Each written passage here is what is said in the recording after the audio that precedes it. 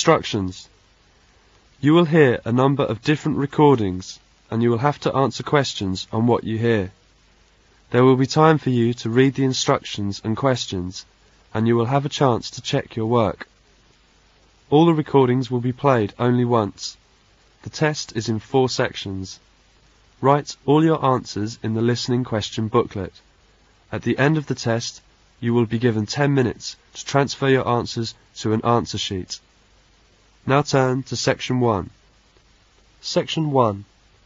Miss Wang is going to register for her first year social science course. As you listen, fill in the gaps numbered 1 to 6. First you will have some time to look at questions 1 to 6.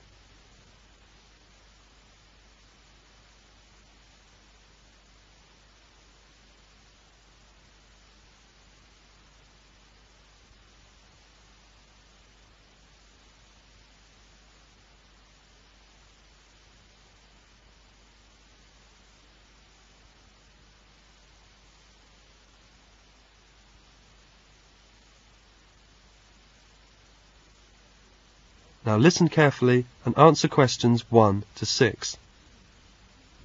Good morning. I'm here to register for the first year social science course. I'll just have to fill out this form for our records. What's your name? It's Wang Pearl. Excuse me? Is Pearl your last name? No, it's my first name. My family name is Wang. Can you spell that? Sure. Pearl, P-E-A-R-L. Wang is spelled W-A-N-G. Okay, Pearl Wang. What's your address? It's 4832 Kent Road. Can you please repeat that? Kent, K-E-N-T, 4832 Kent Road, flat number 301. All right. And your telephone number? I haven't got the phone on yet. I'm still looking for an accommodation, which should be somewhere near the school. Okay, well, please let me have the number once the phone is connected, and I'll make a note here to be advised. And your course? First year social science course. Social science course. Now I have the timetable. Yes, here it is. You'll have Dr. Hill's lectures at 9:30 Monday morning and also Thursday morning at 10:30. How long do they last? An hour. Which room are they in? The Monday morning lectures take place in room 101. The Thursday ones are in room 215. Thank you. Pearl wants to find an accommodation near her school. She saw an advertisement in the local newsagents and telephoned immediately. As you listen to her phone call, answer the questions by circling the correct letter. First, look at the questions 7 to 10.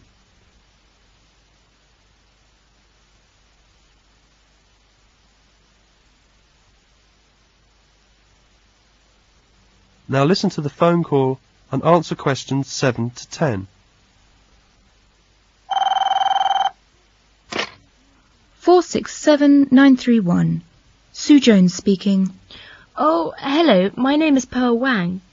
I'm ringing about the flat. Oh, yes. You saw my ad in the newsagent's window, did you?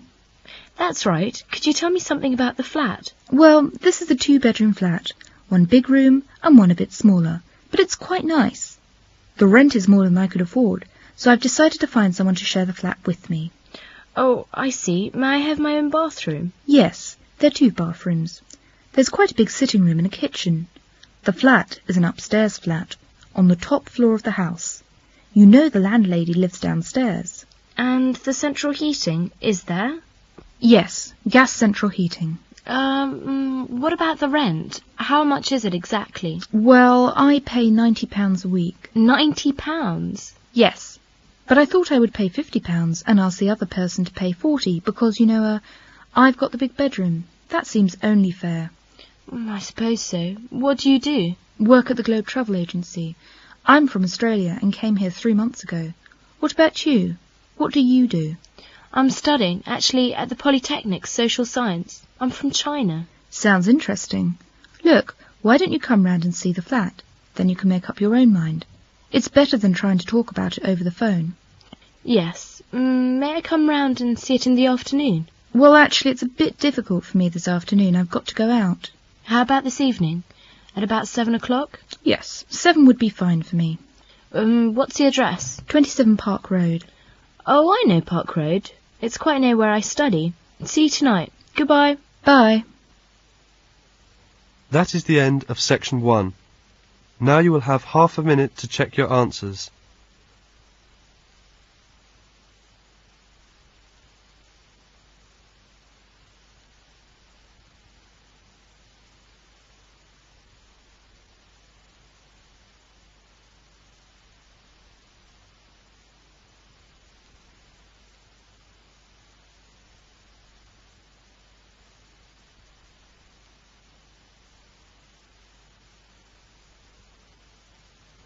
Now turn to section 2. Section 2. In this section, you will hear a conversation between Pearl and Jill. They have met on the campus.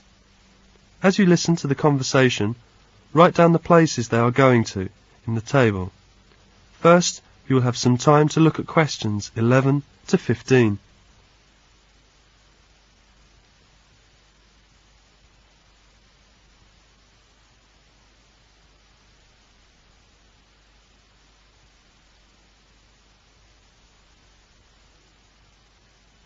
Now listen to the conversation and answer questions 11 to 15. Hi, Jill. How are you? Pearl, hello. How are you? Kind of tired. I've just moved in a new flat. Really? What's your flat like? Oh, it's a 2-bedroom flat. I share it with an Australian girl. My bedroom is small, but it's nice. The walls are pink in colour, and the ceiling is white in colour. The curtains are dark red velvet. I have a desk by the window and a small white dressing table near my bed. The carpet is red and black and diamond shape. I've got a wardrobe and an old chair. How nice it is. I must go to see it some day. Listen, I have a lot to tell you, but I don't have time now. I have to go to the bank and I'm kind of late. Then I have an appointment at the local employment office. I'm going to look for a job. Say, why don't we meet for lunch? Lunch? Great idea, but, well, thanks, I can't. I have a noon meeting at school, but listen, where are you going to be after lunch? We'll meet for coffee at 2:30, okay? Wonderful idea. But at 2:30, wait a minute. That's no good for me. I have to mail a lot of letters and packages at the post office. And then I'm going to the Department of Motor Vehicles. I need a new driver's license. But look, how about later? Terrific. Let's see, I'll be at the library about 4. A classmate is going to meet me there. See, we're going to study for a test together, but, let me think. How about dinner together? Sorry, but that won't work. A friend is going to take me out to dinner. Then I'm going to the community centre. I take an exercise class there. Do you want to come? No, I have to wait for a telephone call at home. It's kind of important. Well, I'm free tomorrow evening. What a surprise! So am I. Shall we go out to eat? That's fine. Shall we meet here at 7 o'clock? Good. I'm kind of in a hurry right now. See you tomorrow. See you. Bye. Jill wants to go to the bank, and she asks the directions. As you listen, look at the map and circle the correct letter. Now look at question 16.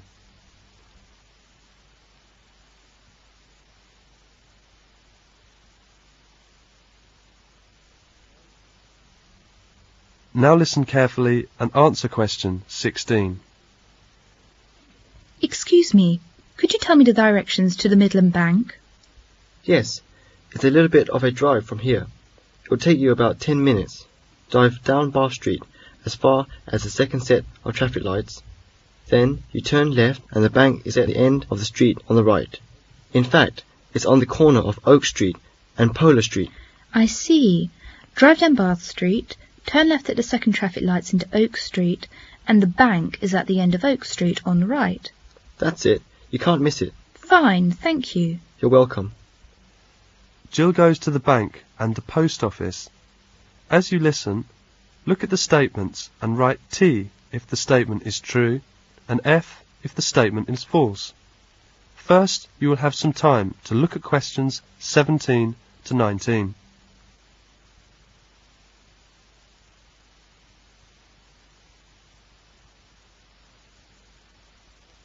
Now listen carefully and answer questions 17 to 19. Jill is in the bank. I want to deposit these cheques, please. OK, don't forget to sign them on the back. You'll want to fill out a deposit slip. All right, and I'll need £100 in cash. What bills do you want? 10s and 20s will be OK.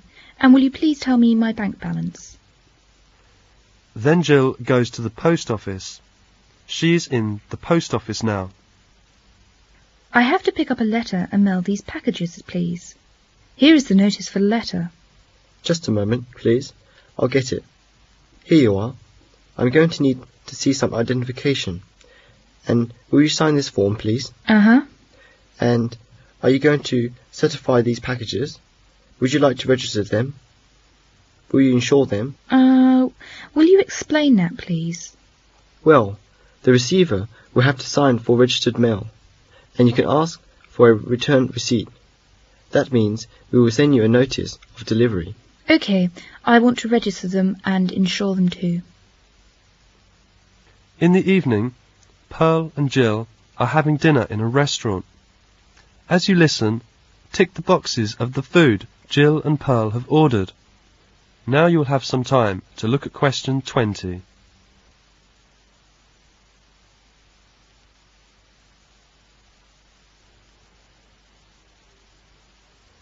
Now listen carefully and answer question 20.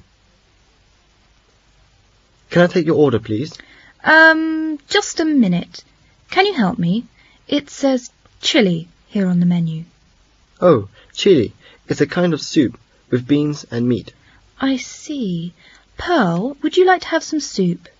No, I don't want that. How about a steak and potatoes? All right, 2 steaks and potatoes. 2 steaks and potatoes. How would you like your steak? What do you mean? How do you want your steak? Well done, medium, or rare? Oh, please cook it well. Yes, well done. OK. What kind of potatoes? Baked or French fries? Baked, please. 2 baked potatoes. How about an order of vegetables with that? Carrots, beans, or salad? 2 salads, please. Anything to drink? What do you want, Pearl? Milk, coffee or tea? I prefer tea. How about you? Coffee for me, please. OK, 1 coffee and 1 tea. Do you want some dessert? How about ice creams, Pearl? That's my favourite. All right, 2 ice creams. Anything else? No, that's all. That is the end of section 2.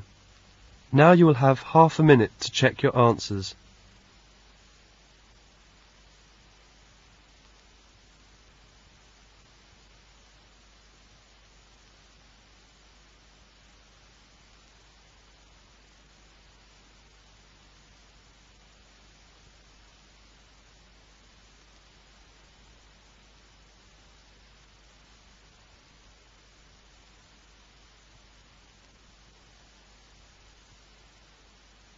Now turn to section 3. Section 3. Mr. Bob Ross called while Mr. David Morris was not in the office. His secretary answered the phone and took a message for him. As you listen to the phone call, look at the message form and fill in it with the information you need.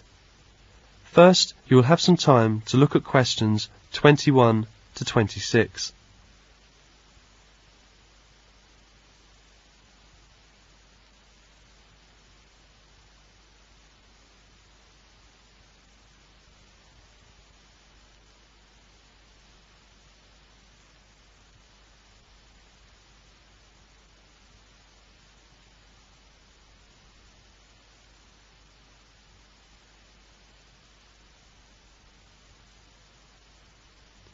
Now listen carefully and answer questions 21 to 26. Mr. Morris's office. Good afternoon. Good afternoon. May I speak to Mr. Morris? I'm afraid he's not in at the moment. Who's calling? This is Bob Ross of the Sales Association speaking. Sorry, I didn't catch your name. Bob Ross, R-O-S-S. Do you have any idea what time he'll be back? No, I don't, Mr. Ross. Would you like to leave a message? Yes. Will you tell Mr. Morris that I talked with Bill Smith in London this morning? Bill Smith? That's right. Bill told me that they are planning to have a sales meeting in Birmingham on the 12th, 13th and 14th of May. Yes, I have that. Birmingham, May the 12th, 13th and 14th. Right, and tell him that Bill said that they would like to have Mr. Morris speak to the group on the morning of the 12th. They want Mr. Morris to speak to the group? Yes, at 9 o'clock on the morning of the 12th. There will be about 80 people in the group. I see. Mr. Morris will be speaking to a group of about 80 people. Yes, about 80 salesmen from all over the country, and they'd like him to describe the new marketing plans. Where is the meeting to be held? At the Grant Hotel. Anything else? No, that's the message. May I have your phone number, just in case? Yes, that's 805-7492. Thank you very much. You're welcome, Mr. Ross. I'll give Mr. Morris the message as soon as he comes back. 5 minutes later, Mr. Morris comes back. I'm back. Did I have any calls? Yes, Mr. Hill called. He didn't leave a message. He said he'd call back tomorrow morning, and James Turner called twice. He's anxious to talk with you. He'd like you to call him as soon as you can. Did he leave a number? Yes, here it is. And Mr. Ross called just a few minutes ago. Did he want me to call him back? No, he left a message for you. Here it is. Mr. Morris called James Turner as soon as he came back. As you listen, complete the notes by writing no more than 3 words on each line. Now you will have some time to look at questions 27 to 30.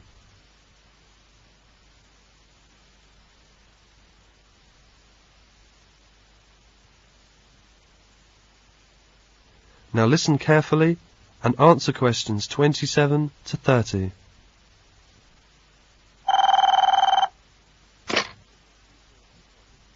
One 1562488. Could I speak to Mr. Turner, please? Speaking. Oh, it's you, James, is it? David here. Oh, hello, David. My secretary told me that you had called twice. Is there anything important? Yes, it looks as if I won't be able to keep the appointment we made. That was to be on Thursday, wasn't it? Yes, I'm so sorry. My uncle is arriving from America that afternoon, and we're having a party in the evening. You know, a big family party. I see. But could we meet on Friday or Saturday? Or would you prefer the beginning of next week? Afraid I'm tied up at the weekend. And let me just check. Monday would be all right, I think. Monday's okay for me too. Oh, good. Shall we say the same time as we arranged? Could you come here at 11 o'clock? I'll show you round our place. We could have lunch together and then work out the terms of our contract in the afternoon. Yes, fine. I'll just note it down in my diary. That's Monday the 24th of April. Right, I'll be at your place at 11 o'clock. Hope I haven't messed up your arrangements too much. Oh, no. These things happen, don't they? See you next Monday, and have a nice weekend. Thanks. You too, David. Bye. That is the end of section 3. Now you will have half a minute to check your answers.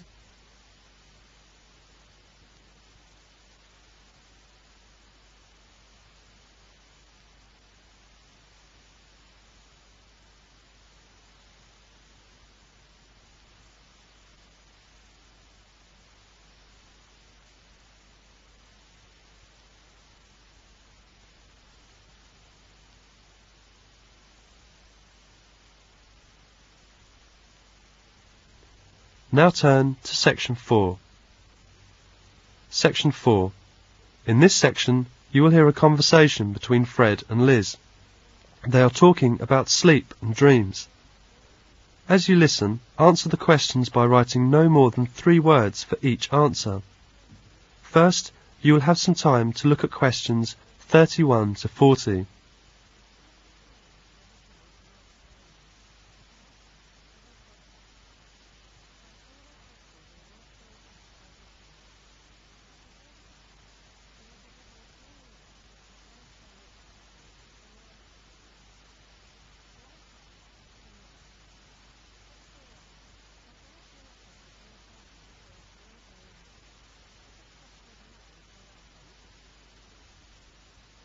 Now listen to the conversation and answer questions 31 to 40. Hello, Fred. You don't look so good. What's the matter? I just didn't have a good sleep. It seemed I dreamed all night. Do you dream a lot when you sleep? Yes, in fact everybody dreams, and everybody needs to dream in order to stay healthy. There are two kinds of sleep, active sleep and passive sleep. The passive sleep gives our body the rest that is needed and prepares us for active sleep, in which dreaming occurs. The dream stage is very important in our sleep cycle. When the person is dreaming, the eyes begin to move. Through the night, people alternate between passive and active sleep. The cycle is repeated several times throughout the night. Do you know how long people usually dream during 8-hour sleep? For about 1.5 hours on average, so we need active sleep because dreaming helps us to rest our minds. I see. All people experience dream cycles. Can you remember dreams? What did you dream last night? Oh yes, it was terrible.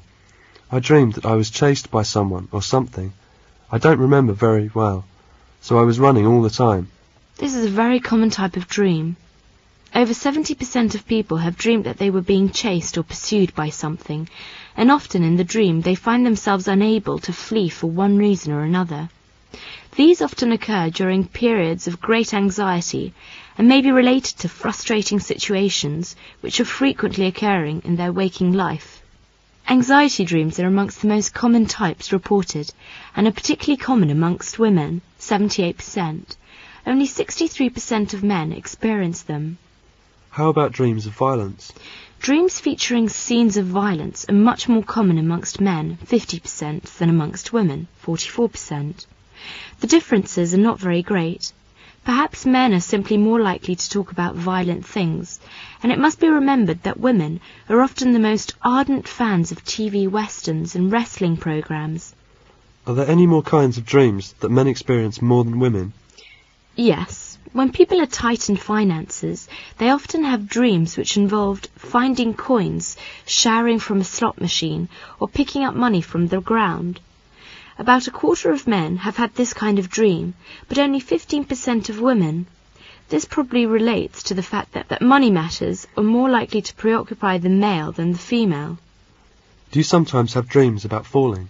Yes, it is a common type of dream too.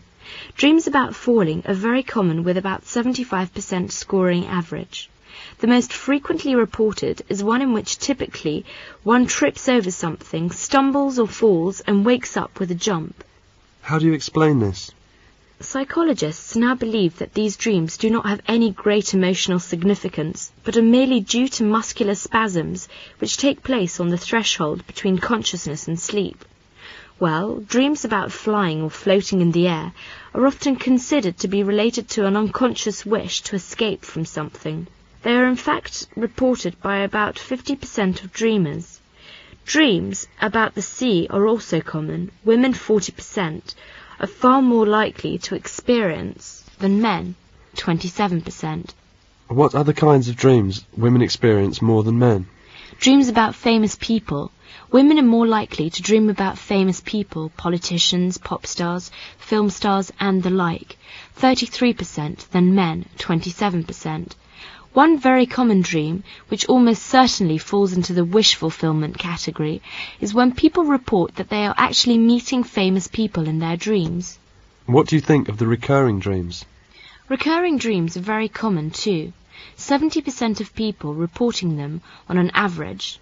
In most cases, recurring dreams are of a vaguely unpleasant kind and are almost certainly caused because the individual has a problem of a significant kind which he is unable to resolve in his waking life. The solving of this problem almost always leads to the disappearance of the recurring dream. Women are more likely to have recurring dreams than men. That's so interesting. Well, what causes people to have bizarre dreams, such as dreams about the loss of teeth? Oh, some psychologists believe that it's a memory dream, referring back to that significant period in your baby life when your teeth fell out. Another explanation is that you are suffering from low-level toothache, which is not enough to get through to the conscious mind, but which trickles through into your dreams. Do you believe that dreams about the future will come true? Well, dreams about the future, which come true, are very frequently reported, though it is fair to say that scientists are very doubtful about whether these are simply coincidence or genuine peeps into the future. Almost 30% of people believe that they have had at least one such dream. That's so instructive. You are an expert in this field. Liz, how do you know so much about dreams? Don't you remember that I'm majoring in psychology? I have done some research on the topics sleep and dreams. Thank you so much. That is the end of section 4. Now you will have half a minute to check your answers.